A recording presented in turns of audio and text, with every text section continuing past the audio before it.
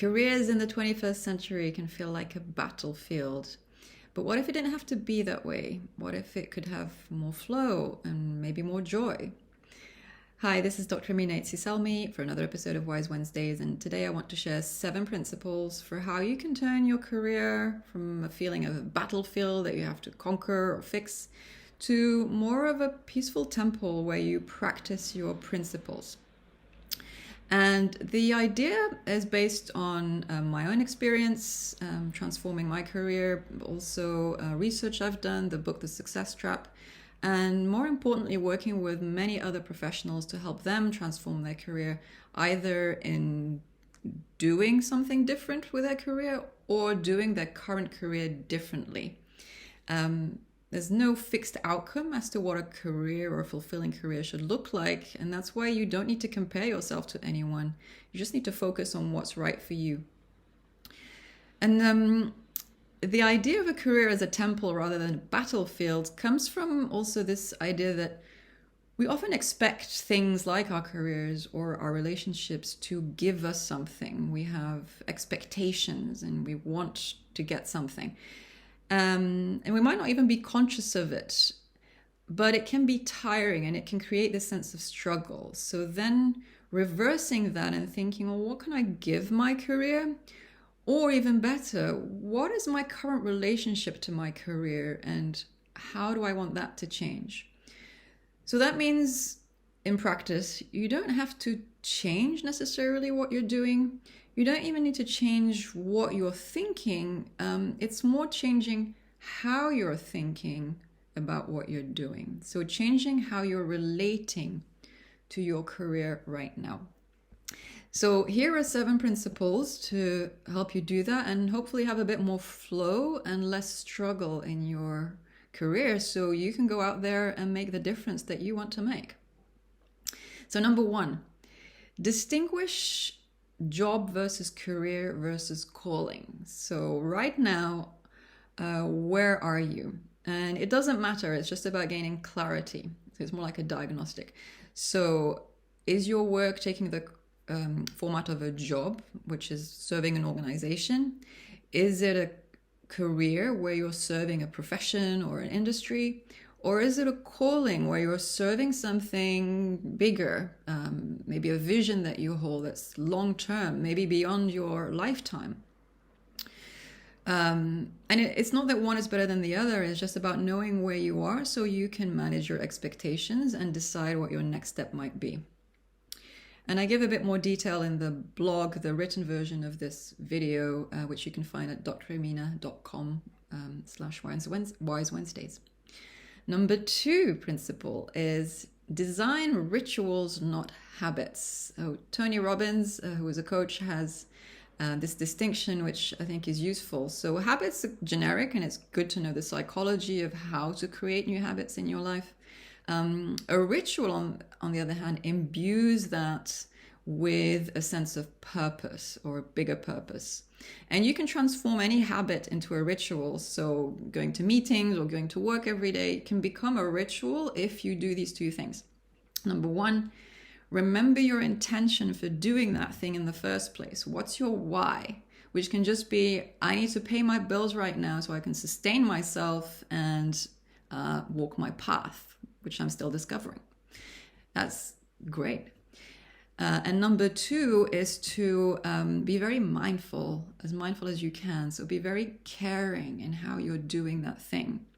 And you may have noticed how the quality of a meeting changes. For example, when you bring a mindful pause to the beginning, it starts to give it this kind of sacred feeling. But really, it's more of a deeply connected space. So number 3 principle is know your sweet spot within the bigger picture. So you don't have to take the whole world's troubles on your shoulders. You just need to work out what your contribution is. And there's a tool called Ikigai, which I use a lot, and you can find easily online. And it helps you to tease out a few things to find what your specific contribution might be in the world and be remunerated for it. Number 4 is embrace the dark night of the soul episodes. What does that mean? So dark night of the soul is a spiritual theme, which you can look up if you're interested. But essentially, I use it to refer to these times when we're very confused. There's sort of a painful breakdown. Maybe there's disappointment, there's fear of failure. And it just feels like something is changing in a painful way. And I want to emphasize that these are normal things in an authentic life. Because you're discovering who you really are. And as they say, a breakdown is a breakthrough, or it's a chance for a breakthrough. So if you're feeling not quite right, it's probably a chance for you to look at what's in your way and let it go.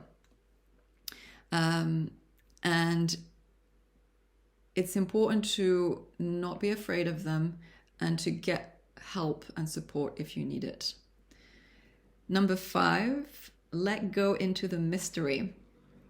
So we're in a rational culture since the Enlightenment. Reasoning and rational thinking has been the dominant sort of mode.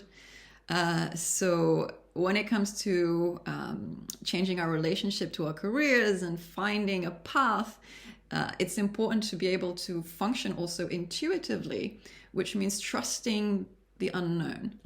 And this is where your career really becomes a temple, because you're sort of facing the unknown and embracing it in a way, whilst being open to receiving clues as to what you need to do next and what your next step is. So trusting the mystery. And a question I like to give to my clients is replacing the "how do I do X" question with, if I trusted my intuition 100%, what would I do? And you might like to try that on yourself. Number 6, carve out quiet time and creative space regularly. So we live in a very busy culture, and you might think that there's just no time.